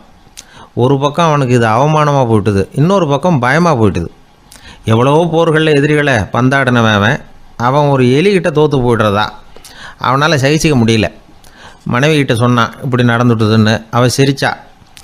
உங்களுக்கு புத்தியே இல்லை, எலியை போய் யாராவது வாளால் வெட்டுவாங்களா அப்படின்னு அந்த அம்மா சொன்னதும், நீ என்ன சொல்கிறேன்னா, ஒரு பூனையை கொண்டுட்டு வந்துட்டால் போதும், அதுக்கப்புறம் ஏன் எலி வரப்போகுது அப்படின்னு அந்த அம்மா. உடனே ஒரு பூனை வந்து சேர்ந்தது. அது சாதாரண பூனை இல்லை, வீர சாகசங்கள்லாம் செஞ்சு பழக்கப்பட்ட பூனை. பெரிய இடத்துல வளர்ந்தது. அதை கொண்டுட்டு வந்துட்டாங்க. அந்த பூனை குறி பார்த்து எலி மேலே பாஞ்சுது. ஆனால் அந்த எலியை சுலபமாக தப்பிச்சு போட்டுது. அடுத்தபடியாகவும் பாயறதுக்கு முயற்சி பண்ணிச்சு அந்த பூனை. ஆனால் அந்த எலியோ ரொம்ப தந்திரமாக திடீர்னு அந்த பூனையின் முகத்துக்கு நேராக பாஞ்சுது. அவ்வளவுதான். அந்த பூனை பயந்து போய் ஒரே தாவி ஜன்னல் வழியாக வெளியில் ஓடிப்போச்சு. அந்த வீரனுக்கு இது ஒரு பெரிய அதிர்ச்சியாக இருந்தது. அடுத்தபடியாக யோசனை பண்ணான்.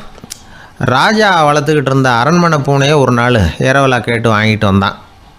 ஊர் உலகம்லாம் பேர் வாங்கின பூனை இது. அந்த பூனையாலும் அந்த எலியை ஒன்றும் செய்ய முடியல.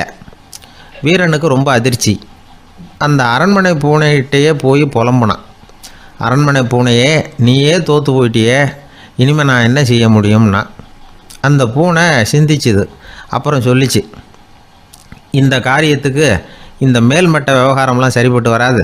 சாதாரண வீட்டு பூனை கிடச்சிதுன்னா அதை கொண்டுகிட்டு வந்து விட்டுப்பார் அப்படின்னுது. சாதாரண பூனையால் என்ன செஞ்சிட முடியும்னா இவன் நம்பிக்கை இல்லாமல்.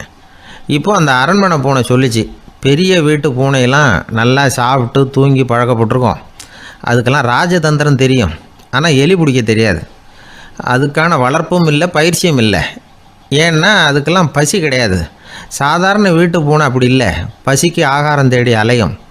எலிகளை பிடிச்சி சாப்பிட்டுட்டு தான் உயிர் வாழும். அதனால் அதுகளுக்கு எலியை பிடிக்கிற எல்லா உத்திகளும் தெரியும், எங்களுக்கு தெரியாது அப்படின்னுது. அது சரியே, அதுவும் பூனை தான், நீயும் பூனை தான், அதால் முடிகிற காரியம் ஏன் உன்னால் முடியல அப்படின்னு கேட்டான் இவன். இதுக்கு அந்த பூனை சொல்லிச்சு, இதே கேள்வியை நானும் கேட்டேன், உன்னுடைய தந்திர முறை என்னன்னு கேட்டேன். அதுக்கு பதில் சொல்லாமல் படுத்து தூங்கி போச்சு. அதை மறுபடியும் எழுப்பி கேட்டேன், அதுக்கு கோவம் வந்துட்டுது. இதில் என்ன தந்திர முறை வேண்டியிருக்கு? நான் ஒரு பூனை, அவ்வளவுதான். பூனைன்னா பூனை, பூனை எலியை பிடிக்கும், நான் எலியை பிடிக்கிறேன், அவ்வளவுதான்னுது அப்படின்னு சொல்லி விவரமாக சொல்லிச்சு அந்த அரண்மனை பூனை. உடனே ஒரு சாதாரண பூனையை கொண்டுட்டு வந்துட்டாங்க. கொண்டாந்து விட்டால் அது பார்க்குறதுக்கு ரொம்ப சாதாரணமாக தெரிஞ்சுது. இந்த வீரனுக்கு நம்பிக்கை வரல. இருந்தாலும் அதை கொண்டுட்டு வந்து வீட்டுக்குள்ளே விட்டான். ஒரே நிமிஷம் அந்த எலியை கவிட்டு வெளியில் ஓடிப்போச்சு. மேலிடத்து பூனைகள்லாம் இதை வேடிக்கை பார்த்துக்கிட்டு வெளியில் நின்றுக்கிட்டு இருக்குது. எல்லோரும் மெதுவாக அந்த பூனையை நெருங்கி, உங்ககிட்ட அப்படி என்ன தனிப்பட்ட திறமை, அதோட ரகசியம் என்னன்னு கேட்டாங்க. அந்த சாதாரண பூனை ரொம்ப சாதாரணமாக சொல்லிச்சான், அதெல்லாம் எனக்கு தெரியாது, நான் பூனை, அவ்வளவுதான், நீங்களும் பூனையாக இருங்கோ அப்படின்னு சொல்லிவிட்டு அந்த பூனை தன்னுடைய வாயில் கவிய எலியோடு அங்கேருந்து நடந்து போச்சு. இந்த கதையிலேருந்து நாம் புரிஞ்சிக்க வேண்டிய தத்துவம் என்னென்னா, நீயாக இரு. இதுதான் அந்த தத்துவம். நம்ம ஒவ்வொருத்தருக்கு உள்ளேயும் ஒரு தனித்தன்மை இருக்குது. இதை அவங்கவுங்க புரிஞ்சுக்கிட்டு உண்மை இயல்பு புரிஞ்சுக்கணும். நம்முடைய இயல்பு என்னங்கிறது நமக்கு தெரியணும். அதை கண்டுபிடிக்கிறது தான் உண்மையான கலை. ஒரு பெரிய மனுஷன் வாயை அகலமாக திறந்து வச்சுட்டு தூங்கிட்டு இருந்தான். உடனே ஒரு எலி உள்ளே பூந்துட்டு தான். வீட்டு வேலையாள் டாக்டருக்கு ஃபோன் பண்ணான், எங்கள் முதலாளி வாய்க்குள்ளே ஒரு எலி பூந்துட்டுது டாக்டர் அப்படின்னா. நான் உடனே புறப்பட்டு வரேன், அதுக்கு முன்னாடி நீ ஒரு ரொட்டி துண்டை எடுத்து ஒரு வாய்க்கு முன்னாடி காட்டு, உள்ளே போன எலி வெளியில் வந்துடும்னார் டாக்டர். சரின்னு சொல்லிவிட்டான். கொஞ்ச நேரத்தில் டாக்டர் அங்கே போய் சேர்ந்தார். அப்போ வேலைக்காரன் ஒரு பெரிய மீனை அவர் வாய்க்கு நேராக இப்படியும் இப்படியும் ஆட்டிக்கிட்டு இருந்தான். நான் ரொட்டி துண்டை தானே காட்ட சொன்னேன்னார் டாக்டர். அவன் சொன்னான், எலியை வெளியில் கொண்டுட்டு வர்றதுக்கு ரொட்டி துண்டை காட்ட சொன்னீங்க டாக்டர், அதுக்கப்புறம் அந்த எலியை துரத்திக்கிட்டு ஒரு பூனை உள்ளே போயிருக்கு, அதுக்காக தான் இந்த மீனை காட்டிகிட்டு இருக்கேன் நானும். இது எதுக்குன்னா இப்படி வேடிக்கையாக சொல்கிறது, பூனை பூனையாக இருக்க வேண்டும், எலி எலியாக இருக்க வேண்டும், மனுஷன் மனுஷனாக இருக்க வேண்டும் அப்படிங்கிறத புரிஞ்சுக்கிறது. நாம் நாமாக இருக்கிற வரை வெற்றி நிச்சயம். அந்த ஆளை கண்டா ஏன் இப்படி முகத்தை திருப்பிக்கிட்டு வர்றீங்க அப்படின்னு கேட்டார் ஒருத்தர் நண்பர்கிட்ட. எலெக்ஷனில் அவன் எதிர்த்து நின்னவன் சார், என்ன அவங்ககிட்ட நமக்கு என்ன பேச்சுவார்த்தை அப்படின்னாரான் ரொம்ப கோபமாக இவர். சரி, அந்த ஆள் யாருன்னு கேட்டேன். என் கூட பிறந்த தம்பி தான் சார் அப்படின்னார் அந்த கோபம் குறையாமல். அதாவது நம்ம ஊர் நிலவரம் இப்படி, அதாவது அண்ணனும் தம்பியும் எதிர்த்து நிற்பாங்க தேர்தலில், ஒருத்தர் கண்டா பேசிக்கிறதில்ல. ஆனால் இங்கிலாந்தில் எப்படி தெரியுமா, அங்கே ஒரே மேடையில் போட்டி போடுற 2 வேட்பாளர்களும் பேசுவாங்களாம், பட்டிமன்றம் மாதிரி. ஒருத்தர் முதல்ல எழுந்திருப்பார், நான் இந்த தேர்தலில் வெற்றி பெற்றால் என்னென்ன செய்வேன் அப்படின்னு சொல்லிவிட்டு உட்காருவார். அதுக்கப்புறம் அடுத்தவர் எழுந்திருப்பார், அவர் சொல்லுவார், நான் வெற்றி பெற்றால் இந்த மக்களுக்கு என்னென்ன செய்வேன், இந்த நாட்டுக்கு என்னென்ன செய்வேன் அப்படிங்கிறத சொல்லிவிட்டு உட்காருவார். 2 பேரும் ஒரே மேடையில் பேசுவாங்க. மக்கள் 2 பேர் பேச்சையும் கேட்டுக்கிட்டு ஒரு முடிவுக்கு வருவாங்க. இதுதான் அங்கே உள்ள பழக்கம். இங்கே அப்படி இல்லை. இங்கே ஒருத்தர் பார்த்தாவே முகத்தை திருப்பிக்கிறது. ஒரு தடவை இது மாதிரி ஒரு கூட்டம் நடந்துக்கிட்டு இருக்கு அங்கே வெளிநாட்டில் தான். நேரத்துக்கு சரியாக ஒரு வேட்பாளர் வந்து சேரலை. இது இங்கிலாந்தில் நடந்த நிகழ்ச்சி. அப்புறம் என்னாச்சுன்னா, ஒருத்தர் வந்துட்டார், இன்னொருத்தர் வந்து சேரலை. அப்புறம் உடனே அந்த ஒருத்தர் வந்தவர் பேச ஆரம்பிச்சிட்டார். அதாவது அந்த இன்னொருத்தர் சார்பாகவே பேசிட்டாராம். அதாவது அவர் வரல, நான் அவர் சார்பாக நான் பேசிடுறேன், அதாவது அவர் ஜெயிச்சுட்டா அவர் என்னென்ன செய்வார் இந்த நாட்டுக்கு அப்படின்னு சொல்லி அவர் பக்கத்தில் உள்ள நியாயத்தை எடுத்து இவரே சொல்லிட்டாராம். இப்படிலாம் அங்கே நடந்து தான். இது எப்பேற்பட்ட தேர்தல் பண்பாடு பாருங்கள். அதனால் இன்னொரு விஷயம், இப்போ இங்கிலாந்துலாம் ஓட்டு கேட்குறப்ப வெற்றியா தோல்வியாங்கிறத ஓரளவுக்கு யூகிச்சுடலாமா. இப்போ ஒரு வேட்பாளர் ஒரு வீட்டுக்கு முன்னாடி போய் நின்று எனக்கு ஓட்டு போடுங்கன்னு கேட்குறாருன்னு வச்சுங்களேன், அதுக்கு என்ன பார்த்து செய்கிறோம், போயிட்டு வாங்க அப்படின்னு சில வீடுகளில் வாசலில் நின்று சொல்லி அனுப்பிச்சிருவாங்களாம். வேறு சில வீடுகளில் எப்படின்னா, வேட்பாளரை வீட்டுக்குள்ளே கூப்பிட்டு காபி சாப்பிட சொல்லி உபசரித்து அதுக்கப்புறம் அனுப்பி வைக்கிறது வழக்கமாக. இதில் எந்த வீட்டு ஓட்டு நிச்சயம் தெரியுமா? வாசலில் நின்று வழி அனுப்பி வச்சுட்றாங்க பாருங்கள், அவங்க ஓட்டு நிச்சயம். உள்ளே கூப்பிட்டு காப்பி கொடுத்து அனுப்புகிறாங்க பாருங்கள், அவங்க ஓட்டு நிச்சயம் இல்லையா. சரி, அப்புறம் ஏன் அந்த உபசரிப்பு அப்படின்னு கேட்டால் அதுக்கு ஒரு காரணத்தை சொல்கிறாங்க. அதாவது அது ஒரு அனுதாபத்தை தெரிவிக்கிற முறையாம். ஐயோ பாவம், நாம் இவருக்கு ஓட்டு தான் போட போகிறதில்ல, எதையாவது செய்வோம், காப்பியாவது சாப்பிட்டு போகட்டும் அப்படிங்கிற எண்ணமா. இப்படி அந்த ஒரு பழக்கம். ஆக அந்த ஊரில் நிறைய காப்பி சாப்பிட்ணும்னு ஒருத்தர் ஆசைப்பட்டால் தேர்தலில் தோற்று போகிறதுக்கு தயாராக இருக்கணும். ஒரு சமயம் ஒரு ஊரில் தேர்தல் நடந்துதான். ஒரு தொகுதியில் நின்று தோற்று போன ஒருத்தர் கையில் ஒரு துப்பாக்கியோட ஊருக்குள்ளே சுற்றிக்கிட்டு இருந்தாராம். ஒரு போலீஸ்காரர் அவரை பார்த்துட்டு சந்தேகப்பட்டிருக்கார். அதனால் அவரை தடுத்து நிறுத்தி, என்ன இது துப்பாக்கியோட சுற்றுறீங்களேன்னு விசாரிச்சிருக்கார். இதுக்கு அவர் சொன்னாராம், சார், இந்த தொகுதியில் மொத்தம் 1,00,000 வாக்காளர்கள், அதில் எனக்கு 10,000 பேர் மட்டும்தான் எனக்கு ஓட்டு போட்டிருக்கிறாங்க. அப்படின்னா எனக்கு வேண்டாதவங்க இந்த தொகுதியில் 90,000 பேர் இருக்கிறாங்கன்னு அர்த்தம். இப்படி ஒரு சூழ்நிலையில் நான் என்னுடைய பாதுகாப்புக்கு ஆயுதம் இல்லாமல் நடமாடலாமா அப்படின்னு கேட்டாராம். எவ்வளவு எச்சரிக்கை பாருங்கள்.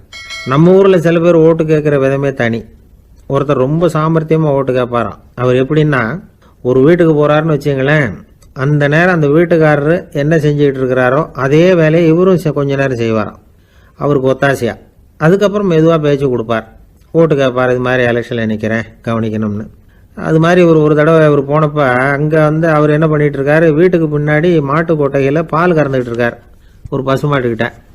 அந்த வீட்டில் இவர் ஓட்டு கேட்க போனவர் இவர் ஓடி போய் இன்னொரு சொம்பை எடுத்துக்கிட்டு அதே மாட்டுக்கு இன்னொரு பக்கம் போய் உட்காந்துக்கிட்டு இவரும் பால் கறக்க ஆரம்பிச்சிட்டார். எதிராக உட்காந்துட்டு இருக்காரு இவர் இந்த பக்கம் உட்காந்துருக்கார்.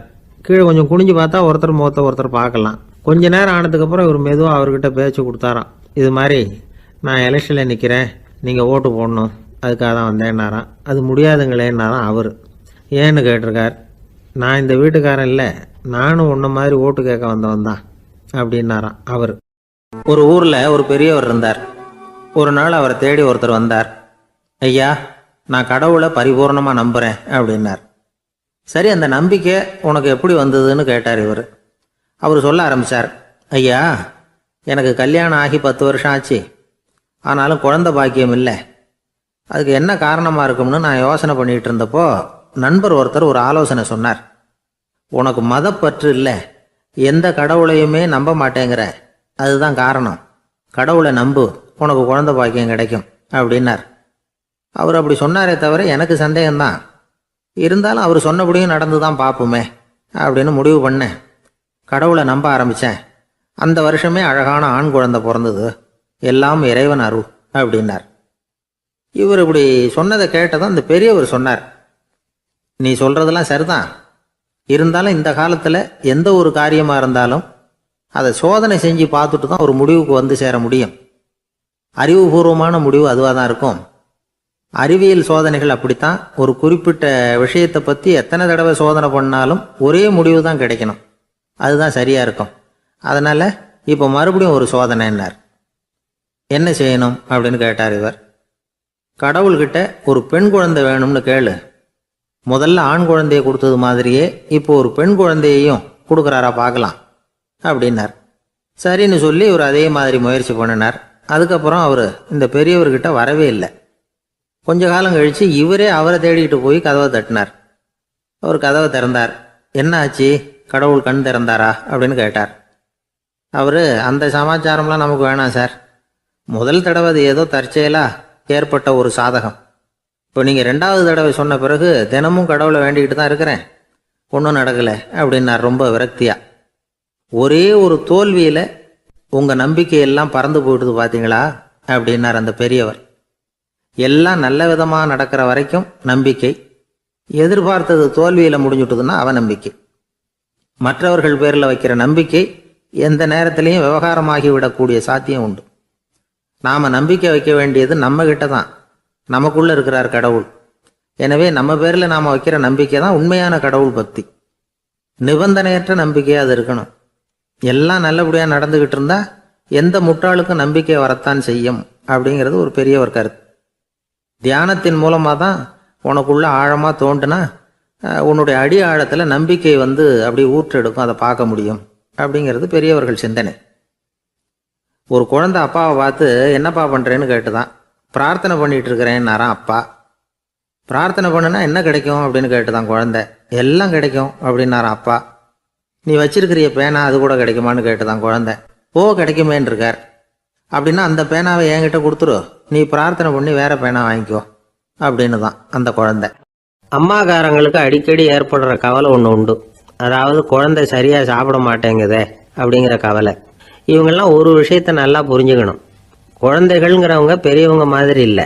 அவங்க கடிகாரத்தில் மணியை பார்த்துட்டு சாப்பிட்றதுக்கு உட்கார்ற ரகம் கிடையாது. பசிச்சா சாப்பிடுவாங்க, இல்லைன்னா விளையாடுவாங்க அல்லது தூங்குவாங்க. அது புரியாமல் அவங்கள கட்டாயப்படுத்தி அல்லது மிரட்டி சாப்பிட வைக்கிறது ரொம்ப தப்பு. ஒரு 8 மாத குழந்தைக்கு 3 மணி நேரத்துக்கு ஒரு தடவை பசிக்கும். அந்த நேரம் பார்த்து சாப்பாடு கொடுத்தா அடம் பண்ணாமல் அது பாட்டுக்கு சாப்பிட்றோம். அதே குழந்தைக்கு 1 வயசு ஆகிறப்போ 4 மணி நேரத்துக்கு ஒரு தடவை பசிக்கும். இந்த வயசில் இயற்கையாகவே பசி குறைஞ்சிருக்கும். அது புரியாமல் என் குழந்தை முன்னாடி மாதிரி இப்போ சரியாக சாப்பிட மாட்டேங்கிறான் அப்படின்னு சில பேர் டாக்டர்கிட்ட போய் சொல்லிக்கிட்டு இருப்பாங்க. இன்னொரு விஷயம், ஒரு குழந்தைக்கு வயசு அதிகமாகிற வேகத்துக்கு உடம்பு எடையும் அதிகமாகிக்கிட்டே போகாது. உடம்பு எடை அதிகமாகிற வேகம் குறைஞ்சிக்கிட்டே வரும். 6 மாத குழந்தைக்கு ஒரு வாரத்தில் 150 கிராம் எடை கூடும். ஒரு வயசில் வாரத்துக்கு 71 கிராம் எடை கூடும். இது புரியாமல் அதிகமாக சாப்பாட்டை கொடுத்து குழந்தைய கஷ்டப்படுத்தக்கூடாது. ஏன்னா அளவுக்கு மீறின உணவு அஜீரணத்தை உண்டு பண்ணிவிடும். குழந்தைக்கு ஒரு தட்டில் கொஞ்சமாக ஆகாரத்தை வச்சு கொண்டுகிட்டு போய் கொடுக்கணும். மலை மாதிரி குவிச்சு வச்சா அதை பார்த்ததுமே பசி அடங்கி போயிடும். அடித்து மிரட்டி பயமுறுத்தி குழந்தைய சாப்பிட வைக்கிற பழக்கம் இருக்குது பாருங்க, அதுக்கு ஃபுட் ஃபோர்ஸிங் அப்படின்னு பேர். இப்படி பண்ணுனா குழந்தைக்கு சாப்பாட்டில் விருப்பம் குறைஞ்சிரும், அதை கண்டாவே வெறுக்க ஆரம்பிச்சிடும். அது மாதிரி உளம் சார்ந்த பசி குறைவு, சைக்கோஜெனிக் அனோரெக்சியா, அது ஏற்படுமா. சாப்பாடுங்கிறதே ஒரு தண்டனை மாதிரி தோணும். குழந்தைகளுக்கு பிடிச்ச மாதிரியான ஆகாரத்தை கொடுக்கணும். சத்து அதிகம் இருக்குங்கிறதுக்காக அதுக்கு பிடிக்காத ஆகாரத்தை கொடுத்து கட்டாயப்படுத்தக்கூடாது. குழந்தைகளுக்கு 2 வயசு ஆகிறப்போ இயற்கையாகவே எதிர்மறை குணம் உண்டாகும். அதாவது அந்த எதிர்மறையாக பேசுறது. இது மாதிரி சமயங்களில் நாம் என்ன சொல்கிறோமோ அதுக்கு நேர்மாறாக நடந்துக்கும். ஏட்டிக்கு போட்டி. சாப்பிட சொன்னால் விளையாட போகும், விளையாட சொன்னால் சாப்பாடு கேட்கும். இதை புரிஞ்சுக்கிட்டு நடந்துக்கணும். குழந்தை சொன்ன பேச்சை கேட்கலேன்னு கோவப்படக்கூடாது. குழந்தை வளர வளர பிடிவாத குணம் வர்றது சகஜம். கேட்டதை வாங்கி கொடுத்தா தான் சாப்பிடுவேன் அப்படின்னு பிடிவாதம் பண்ணும். வாங்கி கொடுத்து விட்றது தான் உத்தமம். நீங்களும் அதுக்கிட்ட பிடிவாதம் பண்ணிகிட்டு இருக்கக்கூடாது. ஏன்னா கேட்டது கிடைக்கலையேங்கிற ஏமாற்றம் கூட குழந்தையோட பசியை குறைச்சிரும். கேட்டது கிடைச்சிட்டா பசி அதிகமாகும். கொடுத்ததை மலமலன்னு சாப்பிட்றோம். குழந்தைகளுக்கு கண்ட கண்ட நேரத்தில் சாப்பிட்றதுக்கு எதையாவது வாங்கி கொடுத்துக்கிட்டு இருந்தால் சாப்பாட்டு நேரத்தில் சாப்பிடாம அடம் பண்ண ஆரம்பிச்சிடும். பள்ளிக்கூடம் போகிற பிள்ளைங்க காலை உணவை சரியாக சாப்பிட மாட்டாங்க.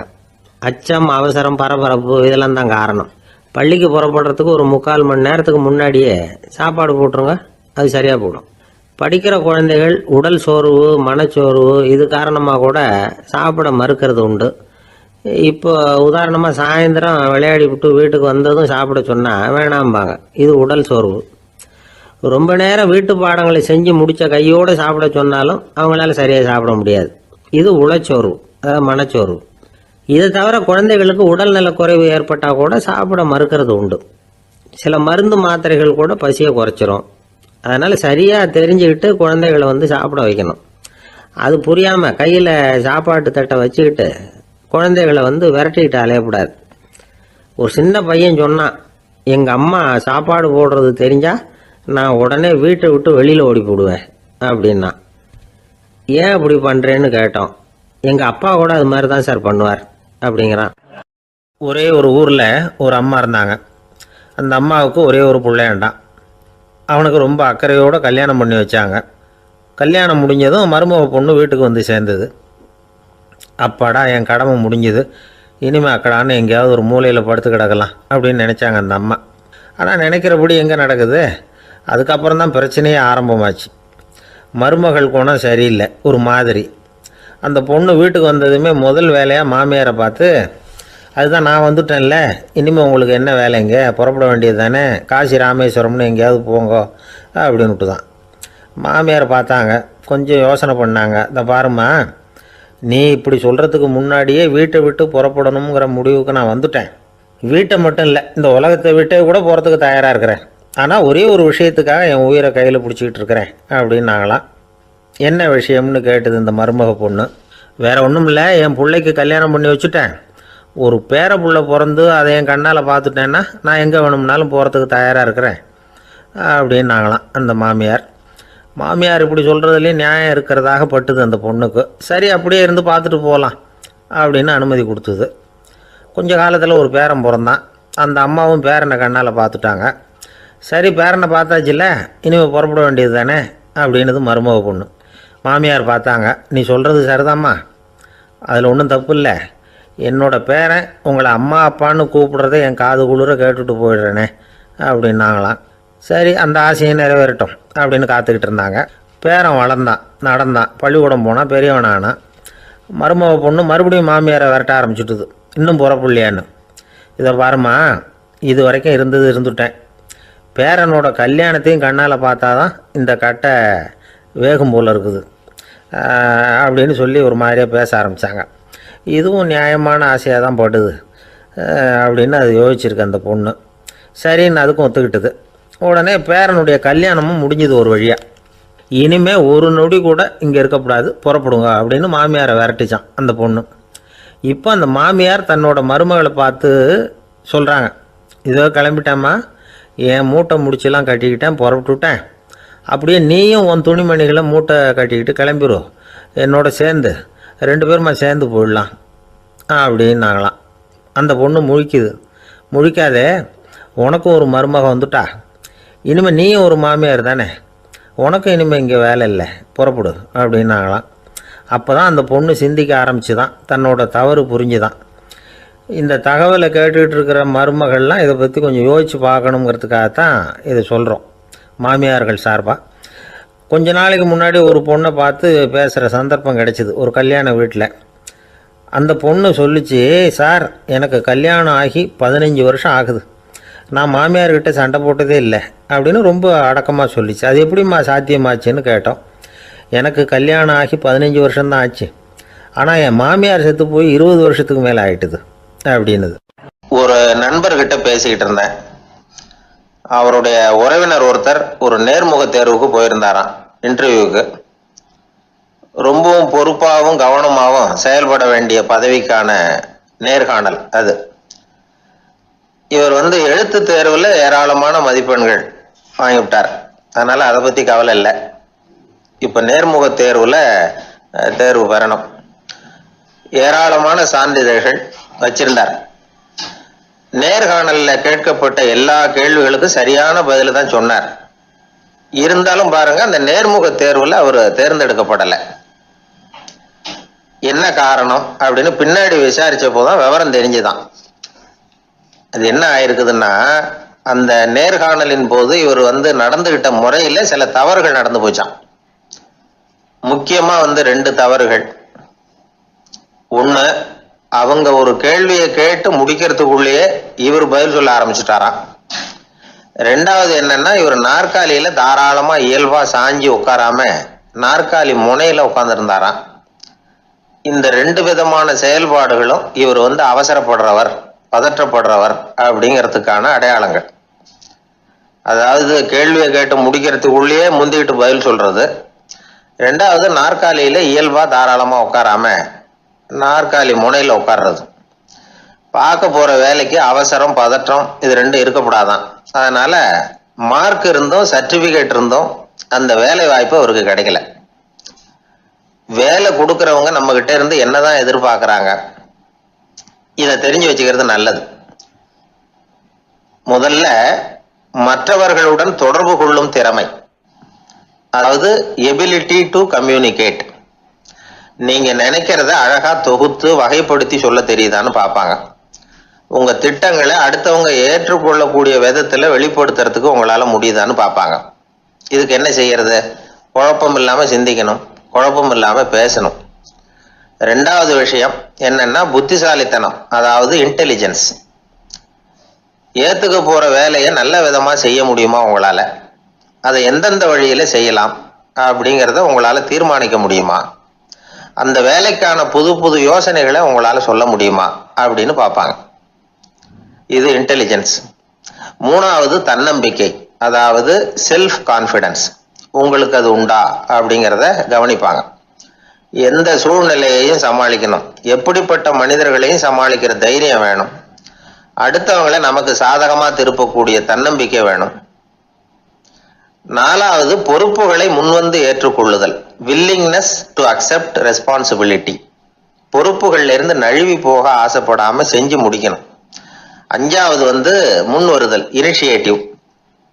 வேலையோட முக்கியத்துவம் உணர்ந்து அதை ஏத்துக்கிட்டு தகுந்த நடவடிக்கைகளை தயங்காம எடுக்கிறதுக்கு முன் வரணும். ஆறாவது என்னன்னு கேட்டீங்கன்னா தலைமைத்துவம், லீடர்ஷிப். 4 பேருக்கு தலைமை தாங்கி நல்ல விதத்துல நடந்துக்க தெரியுதா. ஏழாவது கற்பனை திறன், இமேஜினேஷன். சில பிரச்சனைகள் வரக்கூடும் அப்படின்னு முன்கூட்டியே யூகிச்சு அதுக்கு தகுந்த மாதிரி நடவடிக்கை எடுக்கிற திறமை உண்டா அப்படிங்கிறத பார்ப்பாங்க. எட்டாவது என்னன்னா வளைந்து கொடுத்தல், ஃபிளெக்சிபிலிட்டி. சூழ்நிலைக்கு தகுந்த மாதிரி, மாற்றங்களுக்கு தகுந்த மாதிரி அனுசரித்து நடந்துக்கிறதுக்கு தெரியுதா அவங்களுக்கு அப்படிங்கிறத கவனிப்பாங்க. அடுத்தது திறமைகளை வெளிக்கொணரும் திறமை, இன்டர்பர்சனல் ஸ்கில்ஸ். அடுத்தவங்க கிட்ட இருக்கிற திறமையை கண்டுபிடிச்சி அதை நல்ல விதத்துல ஊக்கப்படுத்தி பயன்படுத்த தெரியுதா அப்படின்னு பார்ப்பாங்க. ஆறாவது சுய அறிவு, செல்ஃப் நாலேஜ். அடுத்தவங்க நம்மளை பத்தி என்ன நினைக்கிறாங்க அப்படிங்கிறத நம்மளால புரிஞ்சுக்க முடியுதாங்கிறது முக்கியம். அடுத்தது போட்டி மனப்பான்மை, காம்படிட்டிவ்னஸ். அடுத்தவங்களை ஒப்பிட்டு பார்த்து அதை விட ஒரு படி மேல வரணுங்கிற குணம் வேணும். இதுக்கு அடுத்தது என்னன்னா குறிக்கோளை வெல்லுதல், கோல் அச்சீவ்மெண்ட். குறிக்கோளை சவாலா எடுத்துக்கிட்டு அதை அடையணும். அப்புறம் வேறுபட்ட திறமைகள், ஒகேஷனல் ஸ்கில்ஸ். பதவிக்கு வேண்டிய திறமைகள் தவிர மற்ற திறமைகள் எதுவும் உண்டாங்கிறது முக்கியம். நமக்கு வேலை கொடுக்கணும்னு நினைக்கிறவங்க நம்ம கிட்ட இருந்து இவ்வளவும் எதிர்பார்ப்பாங்க. அதுக்கு தகுந்த மாதிரி நம்மளை நாமே தயார்படுத்திக்கணும். எனக்கு வேண்டப்பட்ட ஒருத்தர் ஒரு இன்டர்வியூக்கு போயிட்டு வந்தார், நேர்காணலுக்கு. எப்படி இருந்தது இன்டர்வியூன்னு விசாரிச்சேன். நான் போனேன், அவர் கேட்ட எல்லா கேள்விக்கும் அவர் எதிர்பார்த்தது மாதிரியே எல்லா பதிலையும் சொன்னேன். கடைசியா நான் எதிர்பார்க்காத ஒரு தகவலை அவர் சொன்னார் அப்படின்னார். என்னன்னு கேட்டேன். அவரும் என்ன மாதிரியே இன்டர்வியூக்கு வந்தவர் தானா, சும்மா என்ன கேள்வி கேட்டுக்கிட்டு உட்காந்துருந்தாராம் அப்படின்னார். அதனால ஒரு நேர்காணலுக்கு போறதுக்கு முன்னாடி என்ன எதிர்பார்க்கறாங்க அப்படிங்கறத தெரிஞ்சுக்கிட்டு போனா வெற்றி நிச்சயம். ஒரு நண்பர் ஆனந்தமா சிகரெட் பிடிச்சிக்கிட்டு இருந்தார். இந்த பழக்கத்தை விட்டுவிடுங்களேன் அப்படின்னு சொல்லி பார்த்தோம். விட்டுடலாம்னு தான் பார்க்குறேன், ஆனால் முடியலையேன்னார். மனசு வச்சா எல்லாம் முடியும் அப்படின்னோம். அவர் கொஞ்ச நேரம் யோசனை பண்ணார். அப்புறம் சொன்னார், சரி சார், இதுதான் நான் பிடிக்கிற கடைசி சிகரெட் அப்படின்னு சொல்லி ரொம்ப அழுத்தமாக புகையை உள்ளுக்கு இழுத்தார். அதுக்கப்புறம் அந்த துண்டு சிகரெட்டை வீசி எறிஞ்சுட்டார். ஒருத்தர் இது மாதிரி தீர்மானம் பண்ணி தன்னுடைய கடைசி சிகரெட்டை தூக்கி எறிஞ்சுட்டார்னா அது ஒரு பெரிய விஷயம்தான். அதுக்கு பிறகு அவர் உடம்புல படிப்படியாக என்னென்ன மாற்றங்கள் நடக்கும் அப்படிங்கிறத பற்றி ஒரு விவர பட்டியலே வெளியிட்டிருக்கிறாங்க. அது என்ன விவரம் தெரியுமா? ஒருத்தர் புகைப்பிடிக்கிற பழக்கத்தை நிறுத்துறாருன்னு வச்சுங்க. அப்படி அவர் நிறுத்தின 20 நிமிடங்களுக்குள்ள உயர் ரத்த அழுத்தம், உடல் வெப்பம், நாடி துடிப்பு இதெல்லாம் சரியான நிலைமைக்கு வந்துடுதான். 8 மணி நேரத்துக்குள்ள இந்த ஸ்மோக்கர்ஸ் பிரீத் அப்படிங்கிற தன்மை மறைஞ்சிருதான். ரத்தத்தில் உள்ள கார்பன் மோனாக்சைடு அளவு குறையுதான், ஆக்சிஜன் அளவு கூடுதான், சரியான அளவுக்கு வந்துடுதான். ஒருத்தர் கடைசி சிகரெட்டை தூக்கி எறிஞ்சுட்டார்னா 24 மணி நேரத்துக்குள்ள மாரடைப்பு ஏற்படுறதுக்கான வாய்ப்பு குறைஞ்சுடுதான். 48 மணி நேரத்துக்குள்ள உணர்வு நரம்புகளின் முனைப்பகுதிகள் மறுபடியும் ஒன்று சேர்ந்துருதான். அதனால நாக்கு சுவை உணர்வு, மூக்கின் முகரும் சக்தி இதெல்லாம் மேம்படுதான், நல்ல நிலைமைக்கு வந்துடுதான். சிகரெட்டை நிறுத்தின 3 நாளுக்குள்ள மூச்சு விடுறது சுலபமாயிடுதான். இப்படி அவங்க பட்டியல் நிறைய சொல்றாங்க. 2 அல்லது 3 மாசத்துக்குள்ள என்ன ஆகும் தெரியுமா? ரத்த ஓட்டம் மேம்படுது, நடக்கிறது சுலபமாயிடுது. நுரையீரல் கொள்ளளவு 30% அதிகரிக்குது. 1லிருந்து 9 மாசத்துக்குள்ள சுவாச குறைபாடுகள் நீங்குது. நுரையீரலில் இருக்கக்கூடிய இந்த அசுத்தம் வடிகட்டும் திசுக்கள் சரியாக வேலை செய்ய ஆரம்பிச்சிருது. 1 வருஷத்துக்குள்ள இந்த இதய அழுத்த நோய்க்கான வாய்ப்பு பாதியாக குறைஞ்சிருது. இந்த சிகரெட்டை நிறுத்தின 5 வருஷத்துக்குள்ள ஒரு நாளைக்கு 1 பாக்கெட் சிகரெட் பிடிக்கிறவர்களில் நுரையீரல் புற்றுநோயினால் சாகிறவர்கள் எண்ணிக்கை பாதியாக குறைஞ்சிருது. புற்றுநோய் செல்கள் சீரமைக்கப்படுது. ஆக ஒருத்தர் புகைக்கிறத விட்டுணும்னு தீர்மானம் பண்ணி தன் கையில் இருக்கிற சிகரெட்டை இதுதான் கடைசின்னு சொல்லி தூக்கி எறிஞ்சுட்டா அதுக்கப்புறம் படிப்படியாக இவ்வளவு நன்மைகளும் மாற்றங்களும் ஏற்படுறதாக இந்த அமெரிக்கன் கேன்சர் சொசைட்டி தெரிவிச்சிருக்குது.